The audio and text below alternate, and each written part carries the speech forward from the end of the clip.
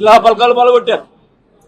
శిలాపలకాలు పాల్గొట్టే మా పేర్లు ఉండే పాల్గొట్టారు. పోనీ మేము బాధపడవు.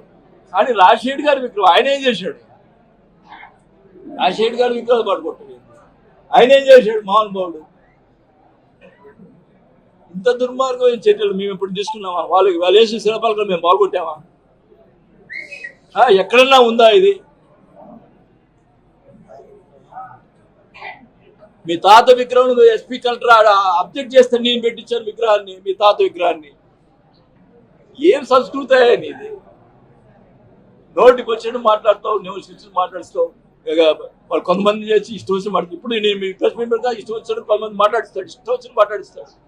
కానీ ప్రెస్ వాళ్ళు కూడా నేను దయచేసి అడుగుతా ఉన్నా, తప్పు చేస్తుంటే రాయండి. తప్పు చేయకుండా మొన్న ఎలక్షన్ ముందునంతా మీకేంటంటే మీకు కొన్ని మీరు తప్పనిసరిగా రాయాల్సి వచ్చింది మీ యొక్క యాజమాన్యం వల్ల. ఇప్పుడైనా చెప్తా ఉన్నా, మేము తప్పు చేస్తుంటే చేయండి, రాయండి. కానీ ఈ రకమైన చర్యలు మటుకి మీరు ఖండించాల్సిన అవసరం ఉందని కూడా ప్రతి పత్రికల్లో కూడా అడుగుతా ఉన్నా. నేను మటుకి ఆ జిల్లాలో, ప్రకాశం జిల్లాలో వాళ్ళందరినీ కాపాడడానికి నేను నా వంతు నేను కృషి చేస్తానని చెప్పి కూడా తెలియజేసుకుంటా ఉన్నా. ఇలాంటి నేను అడుగుతా ఉన్నా, ఇతను కాదు, ఇతను దుర్మార్గుడు ఏమేం చేస్తాడు?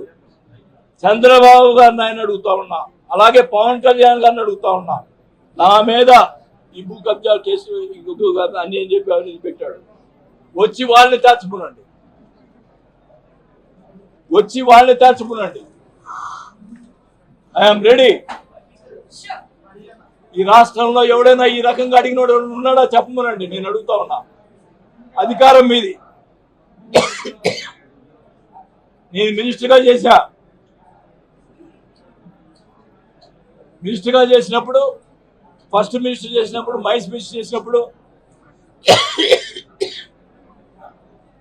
జగన్ గారి మీద కేసు పెట్టినప్పుడు నా మీద కూడా కేసు పెట్టాలని చెప్పి జేడి లక్ష్మీనారాయణ గారు, వాళ్ళకు సంబంధించినటువంటి మనుషులు అందరూ కూడా నేను చేసిన టైంలో ఉన్న ఫైల్స్ మొత్తం తిరిగేశారు.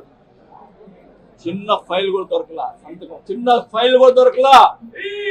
అది బాలినేని శ్రీనివాస్ రెడ్డి గుర్తుపెట్టుకోండి. రెండోసారి పవర్ మినిస్టర్ ఉన్నా నేను చేసిన టైంలో ఎక్కడైనా అవినీతి జరిగిందో చెప్పండి. నేను ఎంప్లాయీస్ కోసం ఫైట్ చేశా, నేను మినిస్టర్గా ఉండి. అది నా క్యారెక్టర్, గుర్తుపెట్టుకోండి. మీ ఇష్టం వచ్చినట్టు ఈ రకంగా వాళ్ళ పై వాళ్ళు చెప్పడం, మళ్ళీ స్క్రిప్ట్ జరగటం. ఈయన జనార్దన్ గారు, మన లోకేష్ గారు వచ్చినప్పుడు, చంద్రబాబు నాయుడు వచ్చినప్పుడు స్క్రిప్ట్ ఇస్తాడు. ఒక పెద్ద స్క్రిప్ట్ నా మీద, ఒక అవినీతి, నేను ఏం అవినీతి చేశాను స్క్రిప్ట్ దమ్ముంటే తేల్చు నువ్వు. లోకేష్ గారు ఒకటి అడిగాడు, జగన్మోహన్ రెడ్డి గారు మంత్రి ఎందుకు తీసేశారని.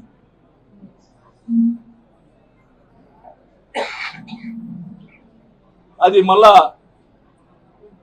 కూర్చున్నప్పుడు చెప్తా, అన్ని కూడా చెప్తా. ఏదైనా కానీ చెప్తున్నాను, నాకు పార్టీలు కానీ, నాకు నా డబ్బులు పోగొట్టుకున్నాను కానీ నేను ఎప్పుడు కూడా పోగొట్టుకోవాలా. ఒకటే చెప్తా ఉన్నా, నేను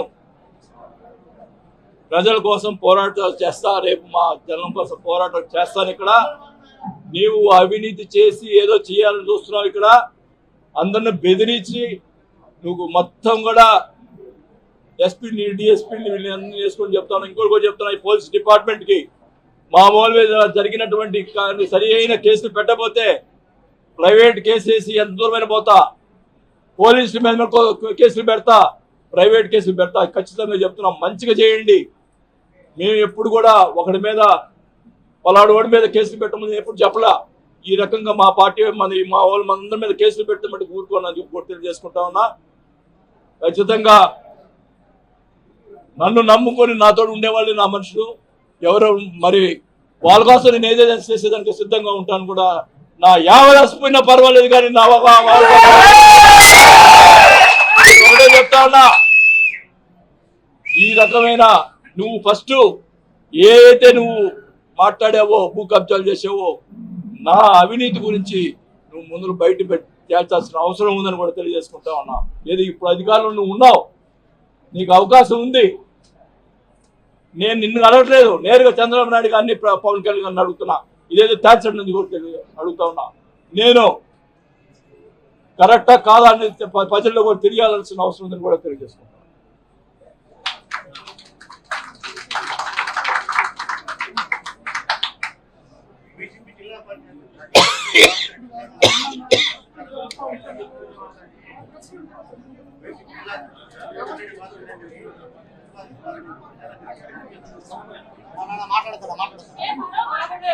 ప్రకాశం జిల్లా గొడ్డు బాలేదు. ప్రకాశం జిల్లాలో నాయకులు ఎవరు లేరా? ప్రకాశం గొడ్డుపోయిందా? పోలేదు కదా.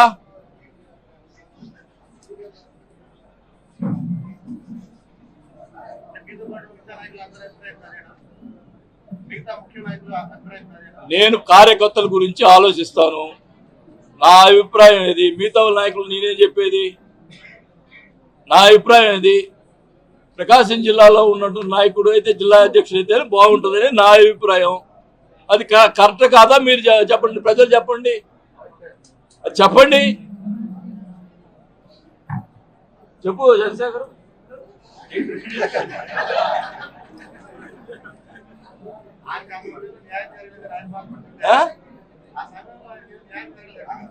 ఎవరికి సరే ఇంకా నయం. ఇప్పుడు మాకు న్యాయం జరగకపోయినా నేను ఎమ్మెల్యే గల ఎమ్మెల్యే అయ్యాడు, సంతోషించు. అది సంతోషించాలి ఆయన.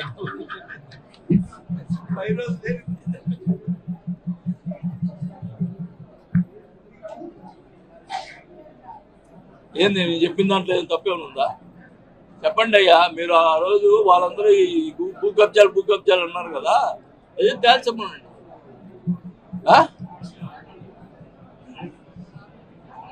సరే, రాజపాలెంలో ఉన్నటువంటి ల్యాండ్ కూడా తేల్చమనండి.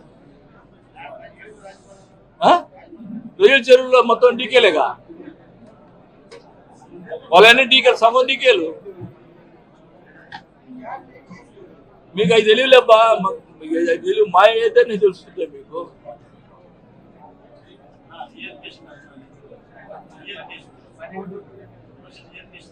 పెట్టాము, ఏది ఇంతమందిగా డేట్ ఇవ్వలేదు వాళ్ళు.